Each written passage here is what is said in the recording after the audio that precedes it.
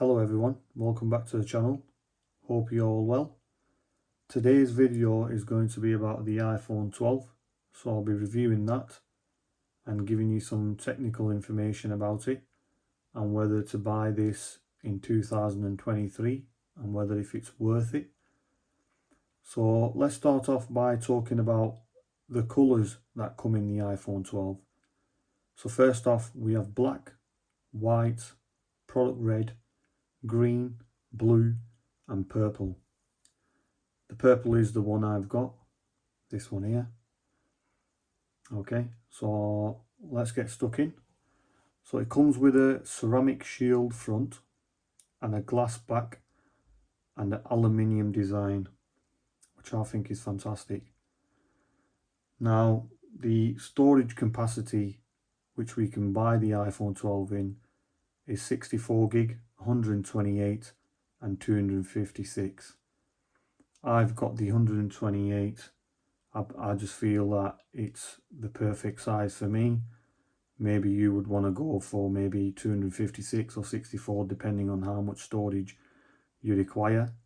So far that's the capacity that we can buy the iPhone 12 in. Display comes in around 6.1 inches. It has a Super Retina XDR display. As you can see, it's a fantastic display. OLED display.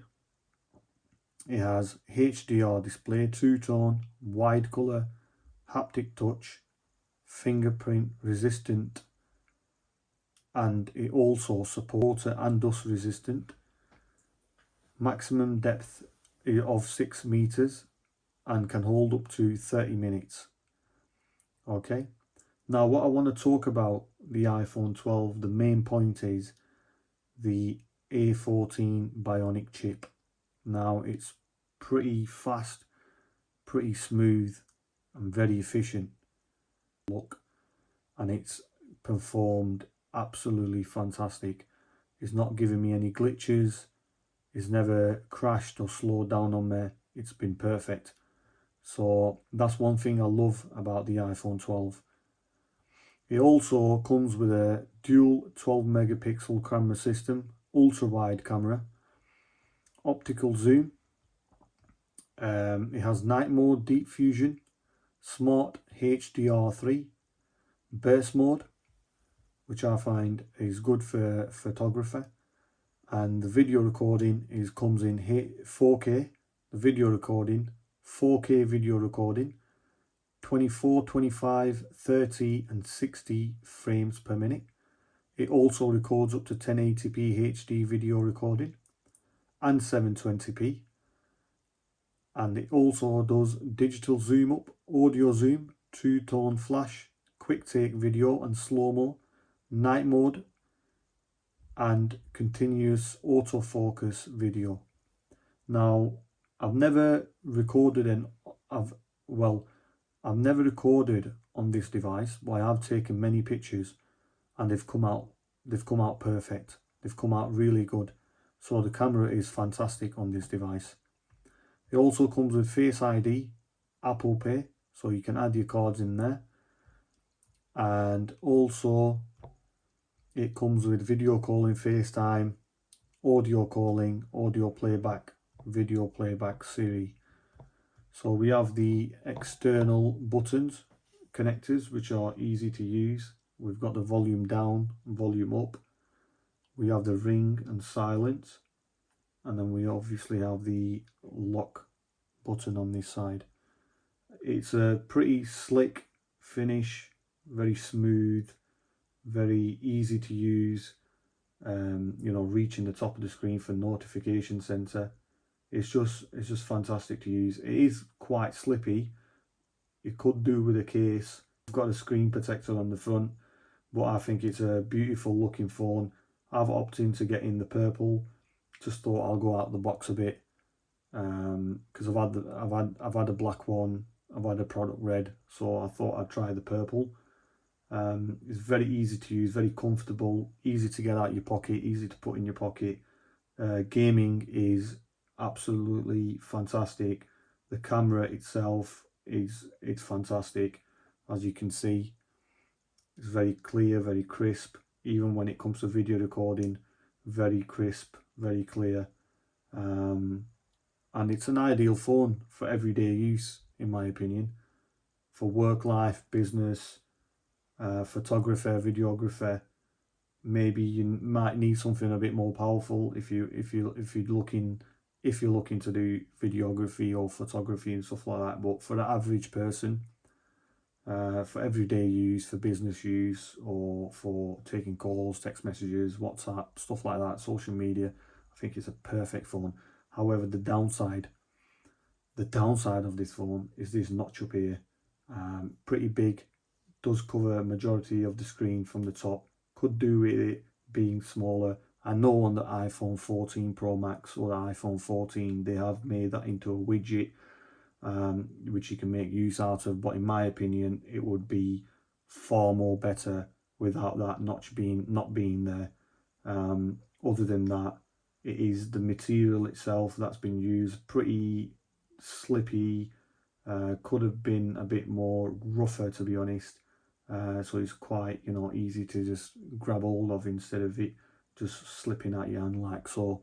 So other than that, I think it's a perfect device. Do I think it's worth buying in 2023? I absolutely do think it's worth buying in 2023. I think it's a perfect phone for everyday use. I'm not too sure about the Samsung lovers, but I would definitely recommend this device to a lot of people. I'll give it a 7 out of 10. The only reason why is obviously I mentioned the slippiness of the actual phone. You have to wear a case, and well, you don't have to if you don't want to. That's entirely up to you, your opinion. But in my opinion, it needs a case, and also the notch at the top. The screen size is perfect. It's easy to get to the top of that. You're not struggling to actually get to the top of that. I've got big hands, so it is a bit all right. Fair enough. It's a bit small for my hands, but it's easy to use. As the 12 Pro Max, you just have. It's too difficult to get to the top, if you understand what I mean. If you've got a 12 Pro Max or a 14 Pro Max, you'll understand the struggle. So that's the reason why I think this is a perfect looking device. Very elegant, very slick, very nice. I absolutely love this phone. I use this every day. I have got a 12 Pro Max, but that's just for video recording, and I am recording on that today. But I don't really use that as much. Well, when I did first opt in for the 12 Pro Max, I did buy the 12 Pro Max first, and when it actually arrived and came, I just absolutely hated it. Since I've had this, I've just fallen in love with this device. And the purple colour is just something different, something nice, something elegant. It does stand out, it's something different instead of the boring black or boring red. That's my opinion. However, it's a lovely device, very smooth, very efficient.